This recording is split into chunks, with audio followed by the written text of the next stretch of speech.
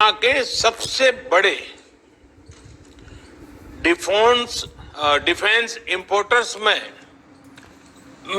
एक प्रमुख देश रहा है।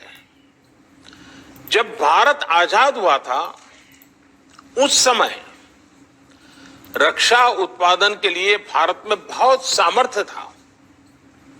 उस समय भारत में 100 साल से अधिक समय से स्थापित रक्षा उत्पादन का इकोसिस्टम था और भारत जैसा सामर्थ्य और पोटेंशियल बहुत कम देशों के पास था। लेकिन भारत का दुर्भाग्य रहा कि दशकों तक इस विषय पर उतना ध्यान नहीं दिया गया जितना देना चाहिए था। एक प्रकार से ये रूटीन एक्सरसाइज बन गया, कोई गंभीर प्रयास नहीं किए गए और हमारे बाद में शुरुआत करने वाले अनेक देश भी पिछले 50 साल में हमसे बहुत आगे निकल गए। लेकिन अब स्थिति बदल रही है। पिछले कुछ वर्षों में आपने अनुभव किया होगा कि हमारा प्रयास इस सेक्टर से जुड़ी सभी बेड़ियां तोड़ने का एक निरंतर प्रयास है। हमारा उद्देश्य है कि भारतीय में मैन्युफैक्चरिंग बढ़े, नई टेक्नोलॉजीज का भारत में ही विकास हो और प्राइवेट सेक्टर का इस विशेष क्षेत्र में अधिकतम विस्तार हो। और इसके लिए लाइसेंसिंग प्रक्रिया में सुधार,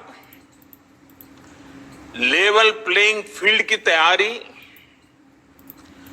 एक्सपोर्ट की प्रक्रिया का सरलीकरण, ऑफसेट के प्रावधानों में सुधार, ऐसे अनेक कदम उठाए गए हैं।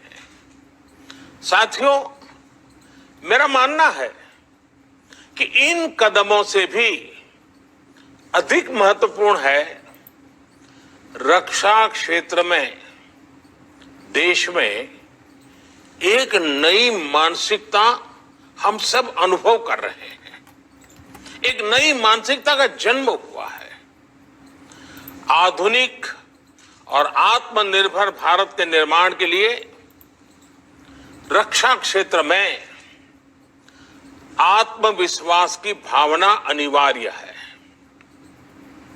बहुत लंबे समय से देश में चीफ ऑफ डिफेंस स्टाफ की नियुक्ति पर विचार किया जा रहा था, लेकिन निर्णय नहीं हो पा रहा था। यह निर्णय नए भारत के आत्मविश्वास का प्रतीक है। बहुत लंबे समय तक रक्षा उत्पादन में विदेशी निवेश की अनुमति नहीं थी। श्रद्धेय अटल जी की सरकार के समय यह नई पहल की शुरुआत हुई थी।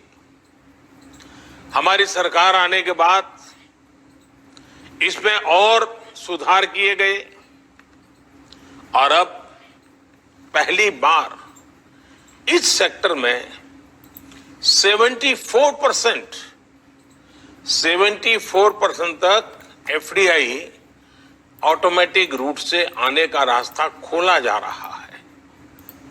यह नए भारत के आत्मविश्वास का परिणाम है। दशकों से ऑर्डिनेंस कारखानों के सरकारी विभागों की तरह ही चलाया जा रहा था। एक सीमित विजन के कारण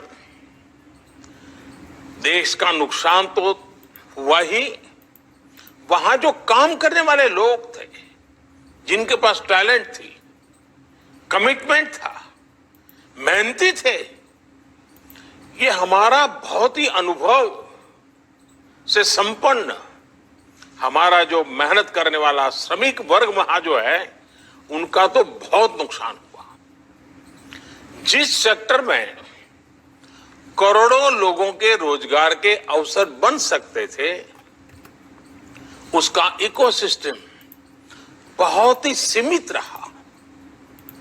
अब ऑर्डिनेंस कारखानों का कॉरपोरेटाइजेशन करने की दिशा में हम आगे बढ़ रहे हैं। इस प्रक्रिया के पूरा होने पर श्रमिकों और सेना दोनों को बल मिलेगा। यह नए भारत के आत्मविश्वास का प्रमाण है।